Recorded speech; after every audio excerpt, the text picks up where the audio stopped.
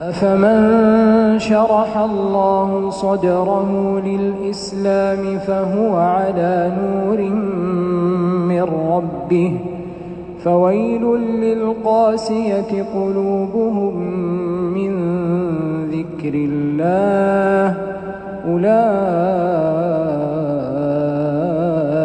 في ضلال مبين. الله نزل أحسن الحديث كتابا متشابها